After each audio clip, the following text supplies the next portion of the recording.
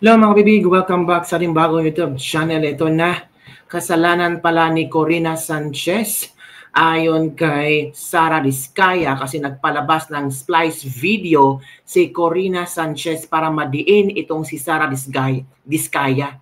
Yan ang kanyang buwelta sa Senate hearing ngayong araw na to kung saan tinanong siya ni Senator Tito Soto. Sabi ni Diskaya, when I said DPWH, because prior to that, we were in local government. They spliced the video that was taken of me and just mentioned the DPWH. So you're saying, sabi ni Tito Soto, that the television station and the person interviewing you edited your answer?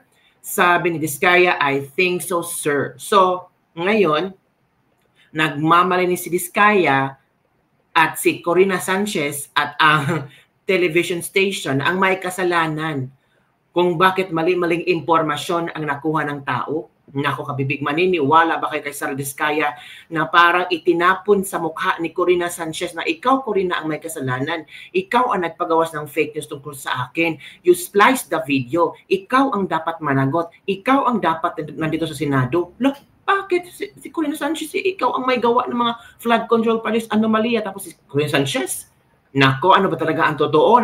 Ngayon, pinag-uusapan ng mga netizen kung talaga bang splice video ang pinalabas ni Corina Sanchez sa kanyang programa kasi sinabi ni Diskaya na it's a splice video. Nako, eto kabibig ha. Eto yung nangyari sa, tawag ito, sa Blue Ribbon Committee nung tinanong ni Senate Tito Soto si Diskaya. Manood tayo mga kabibig ha. Ito mga kabibig, manood tayo. Yung napanood namin sa inyo sa television na sinasabi ninyo, kailan po kayo unang nagkaroon ay kumita ng bilyon sa construction industry? Anong taon po yun? Good morning po. Bilyon po.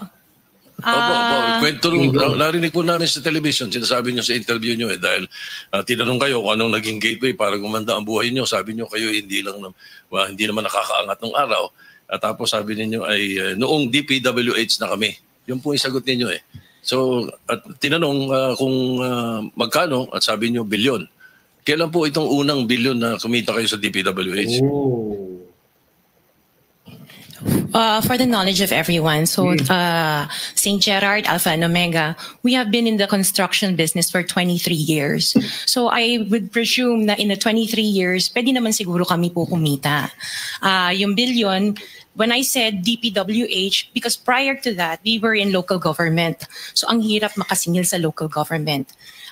They spliced the video that was taken of me and just mentioned the DPWH. So, contractor na po kami for 23 years. So you're saying that the television station and the persons interviewing you edited your answers? I think so, sir. Kasi I did mention that I was doing local government as well as private po. Hala. If I may, with the permission of the chairman, Senator President Pro Tem. Ma'am Sara, ano ba naging trabaho niyo bago kayo pumasok sa mga kontrata sa gobyerno? My father was a contractor before. Pero yes po, for LGU po. LGU. And then ako, I worked sa ibang bansa. Yun po. Anong work mo sa ibang bansa? I was a dental receptionist and an orthodontic nurse. So you are a doctor? Nurse? No po. Yung asawa mo, ano trabaho? He works sa isang development corporation. And him and his brother were parang private contractors sa subdivision namin. Paano kayo, how were you enticed to join the mga kontrata sa DPWH? Who influenced you? Wala naman po. Nakita namin on PhilJeps na may mga projects na pwede palang mag-join. So we joined the bidding na we know that we were qualified for. All right, Mr. Chair, I would like to reserve all my questions in my turn comes already. Thank you, Mr. Chairman. To continue, Senator, Mr. Chairman. Mr. Chairman, Okay, with the permission of Senator Minority Leader. Soto, the Minority Leader. Ma'am, very clear man yun sa video na sinabi mo. Kung kailan kayo kumita ng malaki, sabi mo, noong nag-DPWH na kami. Ngayon, gusto mong i-attribute yung wealth ninyo going back noon pa sa tatay mo, nung nagsimula kayo ganon. Pero very clear, the video won't lie. Sinabi mo, noong nag-DPWH na kami. Yes po. So, kailan ba kayo nag-DPWH?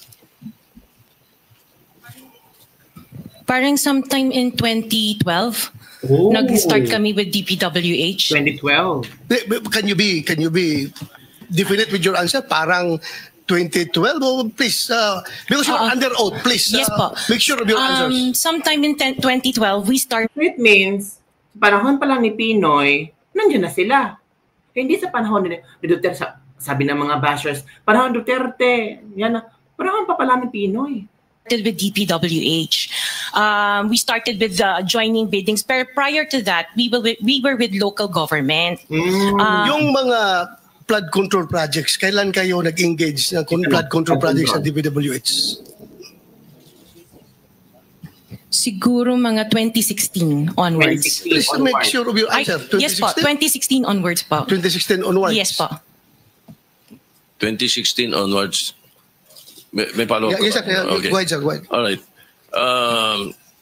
Kasi based on your... Una sa lahat, we would like to clear the reason that we're asking you this, and centering on you at the start. Ganon din ang gagawin namin takbo doon sa ibang mga kontratista rito na naimbitin natin na nasa top 15 ng presidente.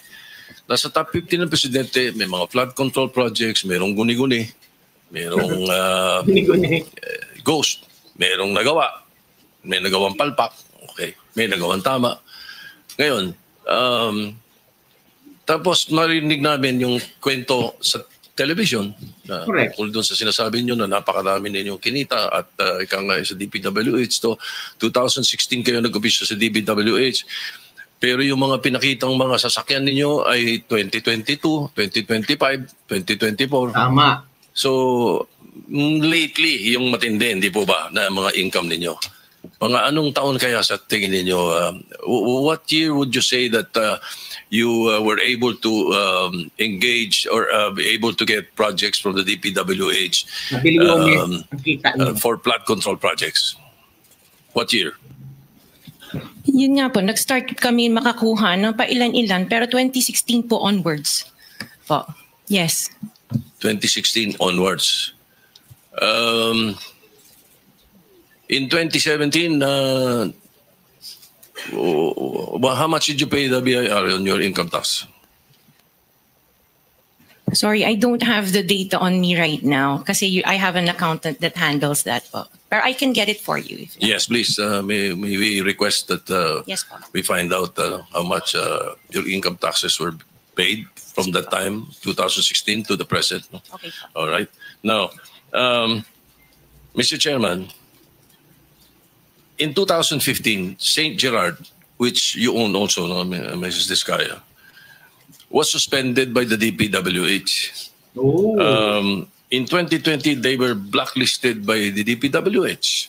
However, St. Gerard's pickup license was renewed and is valid from July 1, 2023 to January 28, 2026. Binalik. For St. Timothy, which you also own, it was found out by the President that the 2023 Bulacan River project amounting to 96.4 million was deemed completed even in more than 200 meters of revetment were not built.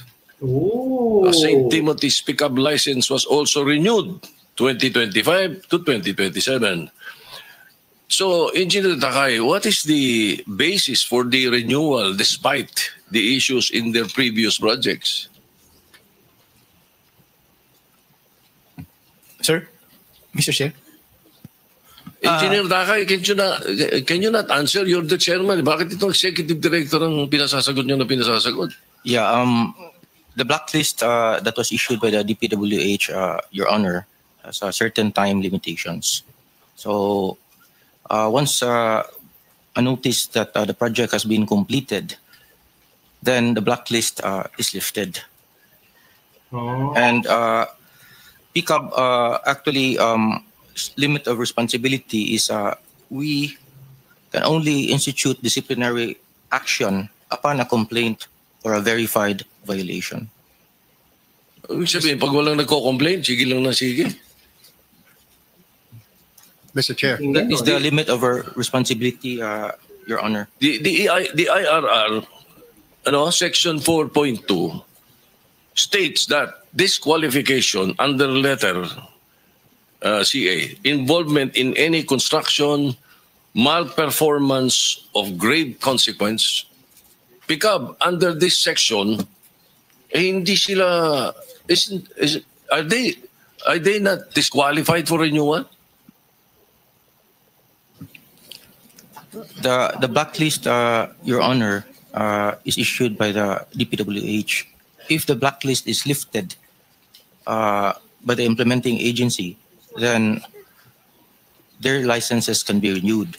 However, we also have another mechanism that if there is a verified complaint or complaint from the LGUs or from the implementing agency, then we hear the case and then apply the penalties that are commensurate to the offenses that are being committed.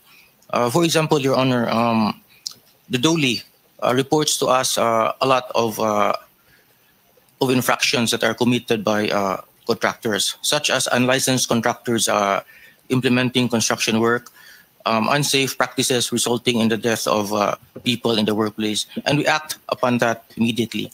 In fact, Your Honor, we submitted upon the request of the BIR, we submitted last July 25 our transmittal regarding the request for the documents of